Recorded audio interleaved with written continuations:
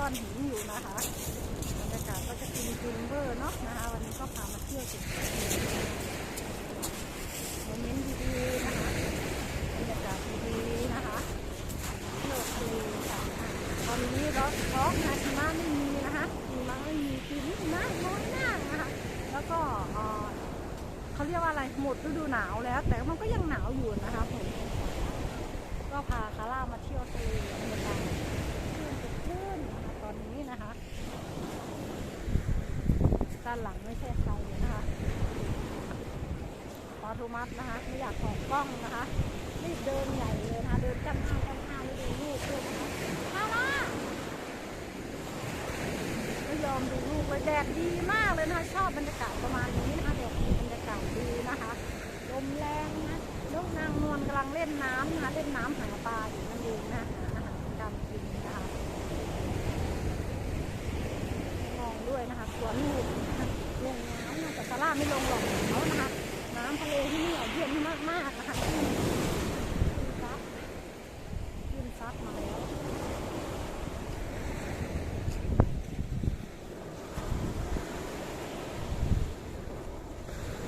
เดินไปด้วยแล้วต้องระวังลูกไปด้วยนะคะ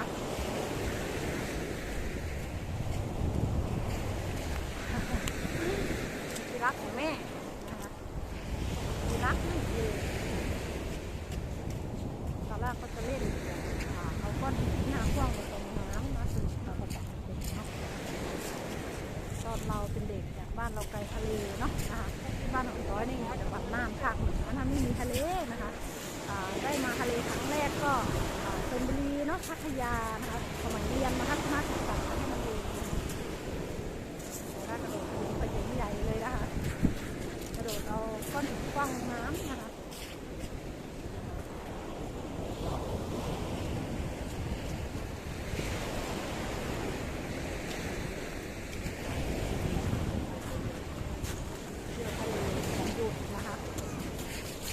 บ้านก็อยู่ใกล้ทะเลที่ทำงานก็อยู่ใกล้ทะเลไปไหนไม่ได้นอกจากทะเล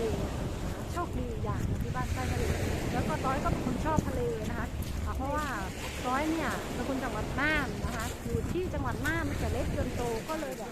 ไม่ได้มีโมเมนต์ชอบภูเขาหรืออะไรเหมือนคนอื่นใหญ่จะปีนเขาไปเที่ยวภูเขา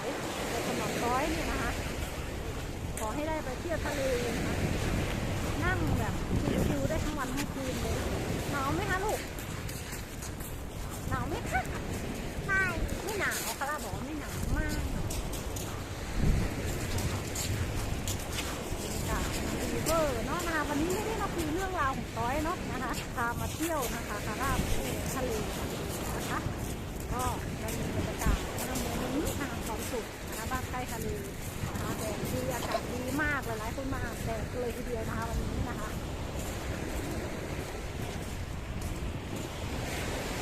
ดานเยอรมันพาคาร่ามาเที่ยวทะเลนะคะเที่ยวทะเลครอบครัวของเรากันนะคะไม่ยอมมองกล้องเลยนะคะไม่ยอมมองกล้องเลย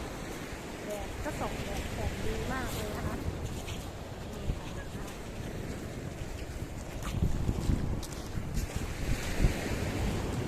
เดี๋ยวน้ำก็ซัดมาเขาวิ่งคนเยอะมากเลยวันนี้นะคะคนเยอะมากนะเพราะว่าแดดดีนั่นเองนะคะสำหรับคลิปนี้นะคะอย่าลืมกด Subscribe กดไลค์กดแชร์เพื่อเป็นกำลังใจให้กับร้อยมาดามเยอรมันด้วยนะคะเจอกันใหม่